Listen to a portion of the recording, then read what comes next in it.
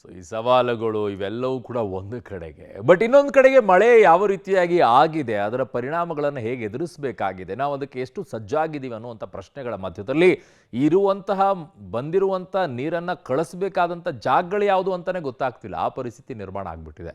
ಮತ್ತೆಲ್ಲಿ ಯಾವ ರೀತಿಯಾದಂಥ ಸಮಸ್ಯೆ ಉಲ್ಬಣವಾಗಿದೆ, ಬೆಂಗಳೂರಿನಲ್ಲಿ ಯಾವ ಏರಿಯಾಗಳಲ್ಲಿ ಏನಾಗಿದೆ ಪರಿಸ್ಥಿತಿ, ಈ ಸ್ಟೋರಿಯನ್ನು ನೋಡ್ಕೊಂಡು ಬನ್ನಿ.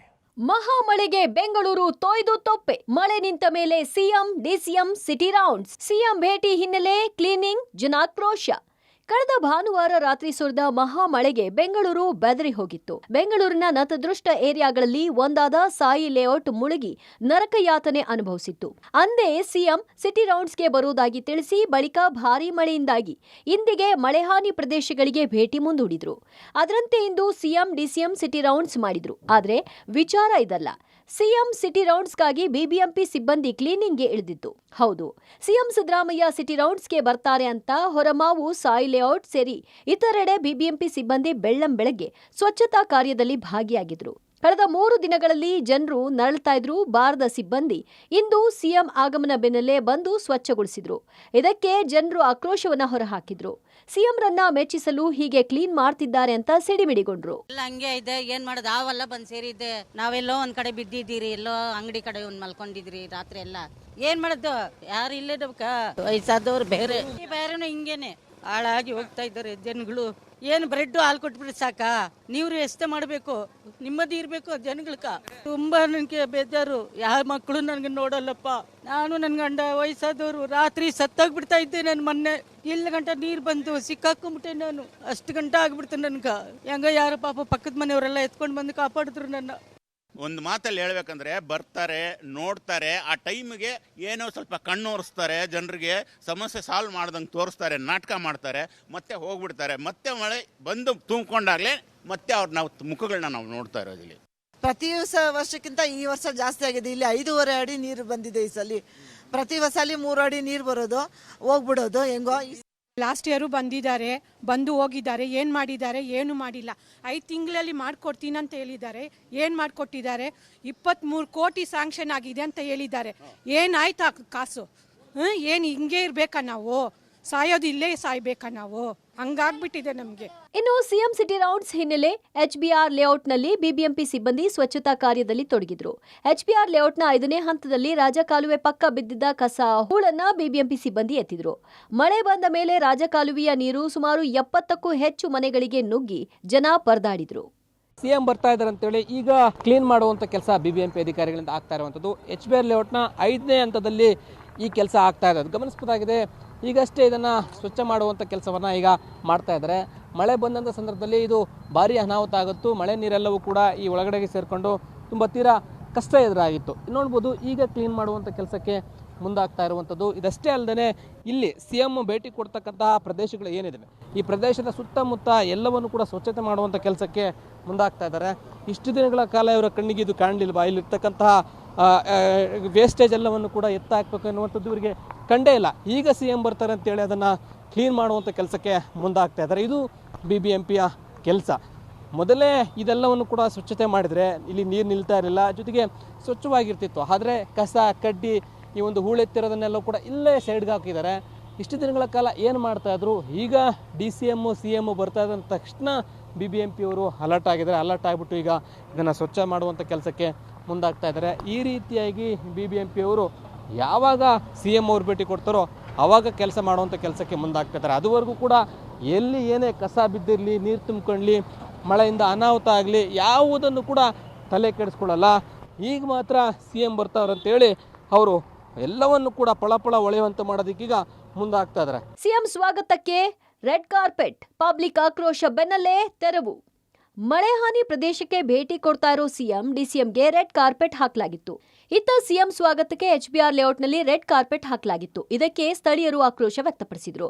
ನಾವು ಇಲ್ಲಿ ಸಾಯ್ತಿದ್ದೀವಿ, ಸಿಎಂಗಾಗಿ ರೆಡ್ ಕಾರ್ಪೆಟ್ ಹಾಕಿದ್ದಾರೆ, ಇದೇನು ಶುಭ ಕಾರ್ಯನಾ? ನೆಲದಲ್ಲಿ ಕಾಲಿಟ್ರೆ ಮಣ್ಣಾಗುತ್ತೆ ಅಂತ ಹಾಕಿದ್ದಾರೆ ಅಂತ ಆಕ್ರೋಶ ಹೊರಹಾಕಿದ್ರು. ಪಬ್ಲಿಕ್ ಆಕ್ರೋಶ ಬೆನ್ನಲ್ಲೇ ರೆಡ್ ಕಾರ್ಪೆಟ್ ತೆರವು ಮಾಡಲಾಯಿತು. 11:30 ವೇಟ್ ಮಾಡ್ತಾ ಇದ್ದೆ. 2 ಅವರ್ಸ್ ಆಗೋಯ್ತು. ತುಂಬ ದೊಡ್ಡ ಮನುಷ್ಯರು ಅಲ್ವಾ ಅವರು, ಪಾಪ ಮಣ್ಣಾಗಬಾರ್ದು ಅವ್ರಿಗೆ, ಅದಕ್ಕೋಸ್ಕರ ರೆಡ್ ಕಾರ್ಪೆಟ್ ಹಾಕ್ಬಿಟ್ಟಿದ್ದಾರೆ ಅವರು. ಪಾಪ ಗೊತ್ತಿಲ್ಲ, ಯಾರಿಗೂ ಗೊತ್ತಿಲ್ಲ ಇಲ್ಲಿ, ಅದಕ್ಕೆ ರೆಡ್ ಕಾರ್ಪೆಟ್ ಹಾಕ್ಬಿಟ್ಟಿದ್ದಾರೆ ಅವ್ರಿಗೆ. ಅವ್ರ ಕಾಲು ಪಾಪ ಮಣ್ಣಾಗುತ್ತೆ, ಕೊಚ್ಚೆ ಆಗುತ್ತೆ. ಇಲ್ಲಿರೋರಿಗೆ ಕೊಚ್ಚೆ ನೀರು ಕುಡಿದ್ರೂ ಪರವಾಗಿಲ್ಲ, ಅವ್ರ ಕಾಲು ಮಾತ್ರ ಮಣ್ಣಾಗಬಾರ್ದು. ಸ್ವಾಮಿ, ನಾವು ಭಾಳ ಹೊತ್ತಿನಿಂದ ಕಾಯ್ಕೊಂಡು ನಿಂತ್ಕೊಂಡಿದ್ವಿ. ಈ ವಯಸ್ಸಲ್ಲಿ ಅವ್ರು ಬರ್ತಾರೆ ಅಂತ ಕಾಯ್ಕೊಂಡು ನಿಂತಿದ್ವಿ. ನಮ್ಮ ಕೇಳ್ತಾರೆ, ಅವರು ಏನೋ ನಮಗೆ ಸಮಾಧಾನ ಮಾಡಿ ಸೊಲ್ಯೂಷನ್ ಕೊಡ್ತಾರೆ ಅಂತ. ಅವ್ರಿಗೇನೋ ರಾಜಕೀಯ ಕೆಲಸ ಇರುತ್ತೆ, ಅವ್ರು ಬರೋಕ್ಕಾಗ್ತಿಲ್ಲ. ಪಾಪ ಅವ್ರು ಬರೋವಾಗ ತೊಂದರೆ ಆದರೆ ಹೆಂಗೆ ಸ್ವಾಮಿ? ನೋಡಿ, ಅವ್ರು ಬರ್ತಾರೆ ಅಂತ ಅಲ್ಲಿಂದ ರೋಡನ್ನೆಲ್ಲ ಕ್ಲೀನ್ ಮಾಡ್ತಿದ್ದಾರೆ. ಬಂದು 18th ಮೈನಲ್ಲಿ ನೋಡಿ ಸರ್, 18th ಮೈನಲ್ಲಿ 6 ಇಂಚ್ ಸಿಲ್ಟ್ ಇದೆ. ಕಂಡು ಇಂಜಿನಿಯರ್ಗೆಲ್ಲ ಹೇಳಿದ್ವು, ಯಾರೂ ಬರಲಿಲ್ಲ. ನಮ್ಮ ಮನೆ ಒಳಗೆ ಹೋಗಕ್ಕಾಗಲ್ಲ. ಮಳೆ ಹಾನಿಗೆ 2,500 ರೂಪಾಯಿ ಅಷ್ಟೇ ಪರಿಹಾರ. ಪೂರ್ವ ವಲಯ ಆಯುಕ್ತೆ ಸ್ನೇಹಲ್ ಹೇಳಿಕೆ. ಇನ್ನು HBR ಲೇಔಟ್ನಲ್ಲಿ ಸುಮಾರು 70 ಮನೆಗಳಿಗೆ ನೀರು ನುಗ್ಗಿತ್ತು. ಆದರೆ ಮನೆ ಹಾನಿಗೆ ಒಂದು ಮನೆಗೆ ವಿಪತ್ತು ನಿರ್ವಹಣಾ ಕಾಯ್ದೆ ಪ್ರಕಾರ 2,500 ಅಷ್ಟೇ ಅಂತೆ ಪರಿಹಾರ ಕೊಡುವುದು. ಹೀಗಂತ ಪೂರ್ವ ವಲಯ ಆಯುಕ್ತೆ ಸ್ನೇಹಲ್ ಹೇಳಿದ್ದಾರೆ. HBR ಲೇಔಟಲ್ಲಿ 18th ಕ್ರಾಸ್ ಮತ್ತು 43rd ಕ್ರಾಸ್ ಹಾಗೂ ಭೈರವೇಶ್ವರ ಲೇಔಟಲ್ಲಿ 2nd ಮತ್ತು 3rd ಮೇನಲ್ಲಿ ಸುಮಾರು 70 ಮನೆಗಳಲ್ಲಿ ನೀರು ನುಗ್ಗಿದೆ. ಸೊ ಆ ಪ್ರತಿಯೊಂದು ಮನೆಗಳಿಗೆ ಸೇರಿದಂತೆ ಏನು NDRF ನಾರ್ಮ್ಸ್ ಇದೆ ಅದ್ರ ಪ್ರಕಾರ ನಾವು ಅವ್ರಿಗೆ ಪರಿಹಾರವನ್ನು ಕೊಡ್ತೀವಿ. ಸೊ ಪ್ರತಿಯೊಂದು NDRF ನಾರ್ಮ್ ಪ್ರಕಾರ ಪ್ರತಿಯೊಂದು ಮನೆಗೆ ಸುಮಾರು 2,500 ಕೊಡಲಿಕ್ಕೆ ನಮಗೆ ಅವಕಾಶ ಇದೆ. ಆ ಅಮೌಂಟನ್ನು ನಾವು ಇಮಿಡಿಯೇಟ್ ಆಗಿ ಅವ್ರಿಗೆ ಕೊಡ್ತೀವಿ. ಮೆಟ್ರೋ ನಿಲ್ದಾಣದ ಬೇಸ್ಮೆಂಟ್ ಜಲಾವೃತ. ಉದ್ಘಾಟನೆಗೂ ಮುನ್ನವೇ ಅವಾಂತರ. ಉದ್ಘಾಟನೆಗೆ ಸಜ್ಜಾಗಿರುವ ಮೆಟ್ರೋ ನಿಲ್ದಾಣಕ್ಕೂ ಜಲಕಂಟಕ ತಪ್ಪಿಲ್ಲ. ಸಿಲ್ಕ್ ಬೋರ್ಡ್ ಜಂಕ್ಷನ್ ಬಳಿಯ ಸೆಂಟ್ರಲ್ ಸಿಲ್ಕ್ ಬೋರ್ಡ್ ಮೆಟ್ರೋ ನಿಲ್ದಾಣ ಸದ್ಯದಲ್ಲೇ ಉದ್ಘಾಟನೆ ಆಗಲಿದೆ. ಇದು ಮೆಟ್ರೋ ಹಳದಿ ಮಾರ್ಗವಾಗಿದ್ದು, ಮಳೆಯಿಂದಾಗಿ ನಿಲ್ದಾಣದ ಬೇಸ್ಮೆಂಟ್ಗೆ ನೀರು ನುಗ್ಗಿದೆ. ಸೆಂಟ್ರಲ್ ಸಿಲ್ಕ್ ಬೋರ್ಡ್ ಮೆಟ್ರೋ ಸ್ಟೇಷನ್ಗೂ ಕೂಡ ಈಗ ಜಲ ದಿಗ್ಬಂಧನ ಉಂಟಾಗಿದೆ. ಗಮನಿಸ್ತಾ ಇದ್ದೀರಿ, ಇದಕ್ಕೂ ಕೂಡ ಜಲಕಂಟಕ ಎದುರಾಗಿರುವಂಥದ್ದು. ಮೆಟ್ರೋ ನಿಲ್ದಾಣದ ಅಂಡರ್ ಪಾಸ್ ಏನಿದೆ, ಇದರ ಒಳಭಾಗದಲ್ಲಿ ಈಗ ಕಂಪ್ಲೀಟಾಗಿ ನೀರು ತುಂಬಿದೆ. ಸ್ಟೇಷನ್ನ ಒಳಭಾಗದಲ್ಲೇ ಇರುವಂಥ ಅಂಡರ್ ಪಾಸ್ ಕಂಪ್ಲೀಟಾಗಿ ನೀರು ಸುಮಾರು ಒಂದು 5-6 ಅಡಿಗೆ ಹೆಚ್ಚು ನೀರು ನಿಂತಿರುವಂಥ ಪರಿಣಾಮವಾಗಿ ನೀರನ್ನು ಹೊರಹಾಕುವಂಥ ಕೆಲಸವನ್ನು ಇಲ್ಲಿನ ಸಿಬ್ಬಂದಿ ಮಾಡ್ತಾ ಇದ್ದಾರೆ. ಇದರ ಕೆಳಭಾಗಕ್ಕೆ ಅಂದರೆ ಇವರು ನಿಂತಿರುವಂತಹ ಜಾಗ ಏನಿದೆ, ಇದರ ಕೆಳಭಾಗಕ್ಕೆ ಮಹಡಿಗೆ ಹೋಗುವಂಥದ್ದು. ಆ ನೆಲಮಹಡಿಗೂ ಕೂಡ ಈಗ ನೀರು ತುಂಬಿರುವಂಥ ಪರಿಣಾಮವಾಗಿ ನೀರನ್ನು ಹೊರ ಹಾಕಬೇಕಾದಂಥ ಪರಿಸ್ಥಿತಿ ನಿರ್ಮಾಣ ಆಗಿದೆ. ಇದು ಇನ್ನೂ ಕೂಡ ಓಪನ್ ಆಗಿಲ್ಲ. ಶೀಘ್ರದಲ್ಲೇ ಎಲ್ಲವೂ ಕೂಡ ಸಿದ್ಧವಾಗಿದೆ. ಓಪನ್ ಆಗಬೇಕಿರುವಂಥ ಮೆಟ್ರೋ ಸ್ಟೇಷನ್, ಎಲ್ಲೋ ಮಾರ್ಗದ metro station. But central silk ಬೋರ್ಡ್ನಲ್ಲಿ ಕಳೆದ 2-3 ದಿನದಿಂದ ಬಿದ್ದ ಮಳೆ ಪರಿಣಾಮ ಸಂಪೂರ್ಣವಾಗಿ ಆ ಭಾಗ ಜಲಾವೃತ ಆಗಿತ್ತು. ಅದರ ಎಫೆಕ್ಟ್ ಈಗ ಇಲ್ಲಿಗೂ ಕೂಡ ತಟ್ಟಿರುವಂಥದ್ದು. ಇದರ ಒಳಭಾಗವೂ ಕೂಡ ಈಗ ಕಂಪ್ಲೀಟಾಗಿ ಮುಳುಗಡೆಯಾಗಿದೆ. ಸೊ ನೀರನ್ನು ಹೊರಹಾಕುವಂಥ ಕೆಲಸವನ್ನು ಇಲ್ಲಿನ ಸಿಬ್ಬಂದಿಗಳು ಮಾಡ್ತಾ ಇದ್ದಾರೆ. ಅದನ್ನ ಬಕೆಟ್ಗಳ ಮುಖಾಂತರವಾಗಿ ನೀರನ್ನು ಹೊರ ಹಾಕುವಂಥ ಕೆಲಸಗಳನ್ನ ಮಾಡ್ತಾ ಇದ್ದಾರೆ. ಇನ್ನು ಮೆಟ್ರೋ ನಿಲ್ದಾಣದ ನೆಲಮಹಡಿಯಲ್ಲಿದ್ದ ಜನರೇಟರ್ ಸೇರಿದಂತೆ ಕೆಲ ಯಂತ್ರಗಳು ಜಲಾವೃತವಾಗಿತ್ತು. 2 ಭಾಗದಿಂದ ಮೆಟ್ರೋ ನೆಲಮಹಡಿಯ ನೀರು ತೆರವು ಕಾರ್ಯ ಮಾಡಲಾಗ್ತಿದೆ. ಸೆಂಟ್ರಲ್ ಸಿಲ್ಕ್ ಬೋರ್ಡ್ ಮೆಟ್ರೋ ನಿಲ್ದಾಣದ ಮತ್ತೊಂದು ಭಾಗದ ದೃಶ್ಯಾವಳಿಗಳನ್ನು ನಾನು ನಿಮಗೆ ತೋರಿಸ್ತಾ ಇದ್ದೀನಿ. ಕಂಪ್ಲೀಟ್ ಬೇಸ್ಮೆಂಟ್ ಮುಳುಗಡೆ ಆಗಿರುವಂತಹ ದೃಶ್ಯಾವಳಿಗಳನ್ನು ಈಗ ನಾನು ನಿಮಗೆ ತೋರಿಸ್ತೀನಿ. ನೀರನ್ನು ಹೊರಹಾಕುವಂಥ ಪ್ರಯತ್ನಗಳನ್ನು ಮೋಟರ್ ಮೂಲಕವಾಗಿ ಮತ್ತೊಂದು ಕಡೆಯಿಂದ ಮಾಡಲಾಗ್ತದೆ. ಮುಂಭಾಗದಲ್ಲಿ ಸಿಬ್ಬಂದಿಗಳ ಜೊತೆಗೆ ಸಿಬ್ಬಂದಿಗಳ ಕೈಯಲ್ಲಿ ಏನು ಆ ಬಕೆಟ್ಗಳ ಮೂಲಕ ನೀರನ್ನು ಹೊರಹಾಕ್ತಾ ಇದ್ರೆ, ಮತ್ತೊಂದು ಕಡೆ ಬೋಟ್ನ ಮುಖಾಂತರವಾಗಿ ನೀರನ್ನು ಹೊರಹಾಕುವಂಥ ಆ ಕೆಲಸಗಳನ್ನ ಮಾಡ್ತಾ ಇದ್ದಾರೆ. ಗಮನಿಸ್ತಾ ಇದ್ದೀರಿ, ಕಂಪ್ಲೀಟಾಗಿ ಬೇಸ್ಮೆಂಟ್ ಏನಿದೆ ಮುಳುಗಡೆ ಆಗಿದೆ. ಸುಮಾರು ಒಂದು 8ರಿಂದ 10 ಅಡಿಗಳಷ್ಟು ನೀರು ನಿಂತಿರುವಂಥದ್ದು. ನೀರನ್ನು ಹೊರ ಹಾಕುವಂಥ ನಿಟ್ಟಿನಲ್ಲಿ ಮೋಟರ್ಗಳ ಮುಖಾಂತರವಾಗಿ ಆಚೆ ಹಾಕುವಂಥ ಪ್ರಯತ್ನಗಳನ್ನು ಸದ್ಯ ಮಾಡಲಾಗ್ತದೆ. ಬಟ್ ಆದರೆ ನೀರು ಹೆಚ್ಚಿಗೆ ನಿಂತಿರುವಂಥ ಕಾರಣಕ್ಕಾಗಿ ಈ ರೀತಿಯಾದಂಥ ಸಮಸ್ಯೆ ಉದ್ಭವ ಆಗಿದೆ. ಇದು ಯೆಲ್ಲೋ ಲೈನ್ ಮೆಟ್ರೋ ಮಾರ್ಗ ಇನ್ನೂ ಕೂಡ ಉದ್ಘಾಟನೆ ಆಗಿಲ್ಲ.